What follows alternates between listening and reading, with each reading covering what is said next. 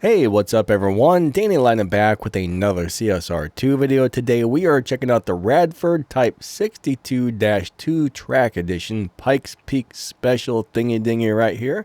We are going to do a Stage 6 maxed out shift and tune, Stage 5 shift and tune. We're going to look for a live racing setup, and we're going to do a review on the car as well. So we're going to go ahead and start off with the Stage 6 maxed out shift and tune on this crazy thing right here. So let's go do it to it. When you have this car 100% maxed out, put your nitrous all the way to the right, final drive 2.0, and put your tire pressure on 8 psi. That gives us a dyno time of a 6.792. So 6.792 on the dyno time. Yeah. To drive this car, what we want to do is let go of the gas right about number 1. As soon as the car launches second in nitrous, all the rest of the shifts right before the red line. And huge shout out to YouTuber Nitro for CSR for access to this account so I can teach people about the cars and let you know if they're any good. So thank you, Nitro. But let's get to that shift pattern. Let's go do it to it. All right, here we go. 3, 2, 1, go. Second nitrous, third, fourth, fifth, 6th gear, and that's all she wrote right there. That is it. That's about all there is to it. Super easy to drive, very laid back shift pattern, very nice to drive actually. There we got a 6.706, and the run before that was also a 6.706. You might get down into the 6.6s, but it's not easy, but the car can do it. But don't expect to hit 6.6s very often. Now we're going to set this bad mama jamma up on stage 5 parts only, and don't ask me what a mama jamma is because I have no clue, but let's do it. Alright, so when you want to tune this thing for stage 5, nitrous all the way to the right, final drive 2.0, tire pressure 8 psi, and dyno time 8.031. Now, a lot of the newer cars they're making have the same tune on stage 5 and stage 6, but a lot of the older cars, the tune was drastically different from stage 5 to stage 6, so don't just think all cars are going to tune the same on stage 5 and stage 6. And it looks like we're going to drive this car the exact same way, so let go of the gas right about number 1. As soon as the car launches, second in nitrous, all the rest of the shifts right before the red line, so here we go, here we go. 3, 2, 1, go. Second nitrous, third gear, fourth gear, fifth gear, and we don't need to shift into 6th gear. I mean, you can if you want to, but you don't need to. You would be shifting like the second you go across the finish line if you do that, and I'm not 100% sure that's what we want to do. There we got a 7.892. 7.892. Not bad. Not bad at all. Now I'm going to check to see if we have a low performance point high evo setup. These are usually good for live racing or beating the dyno time. Sometimes one or the other, sometimes both, but I'll let you know in just a second. Let me find out if we got one. And it looks like we found something. So stick your engine back to stock, put your turbo on stock, intake stock, nitrous stage 3, body stage 4, tire stage 3, transmission stage 5. Let me go ahead and tune this thing up really quick and we'll let you know if this thing works out. Alright, so bottom line is the way this car is performing, I'm not 100% sure if it's going to be the greatest live racer, but I think it will win a few live races on this setup.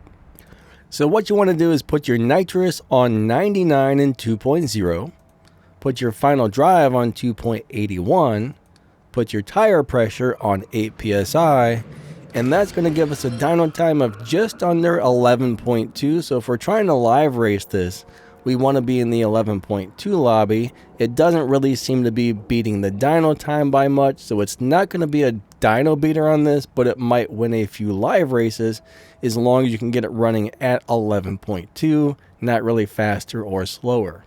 To drive it for the live racing setup, that probably won't be great, but might be pretty decent. We're going to do a very standard shift pattern, right? So all we're going to do is 3, 2, 1, let go.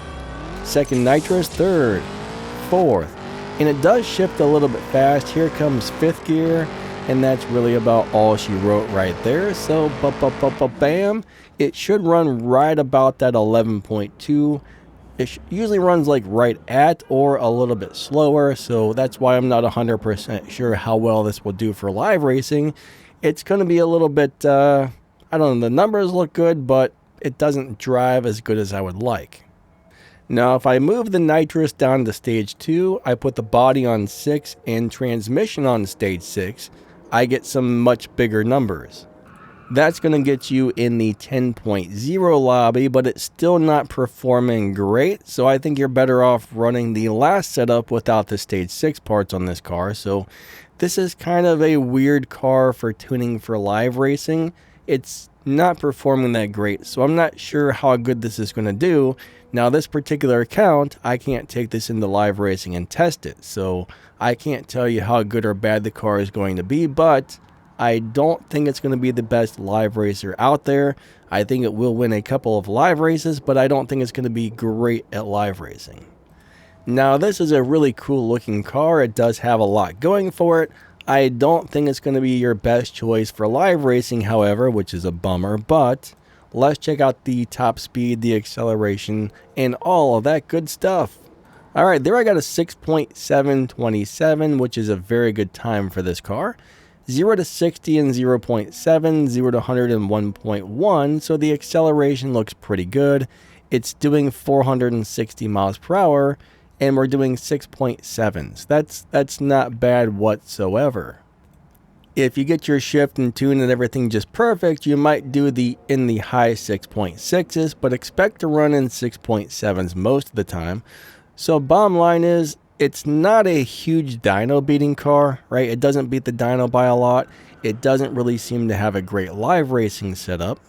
However, it's decently fast. It's got some good stats. So as long as you don't need to beat the dyno time or live race this thing, it's a pretty cool car. So bottom line, if I had this, I probably wouldn't really upgrade it unless I absolutely had to upgrade it for something. If I really needed it, that's when I would probably upgrade it personally. It would be a super cool car to have in your collection, but it's definitely not going to be one of the better cars in the game for a lot of reasons, but it is very fast.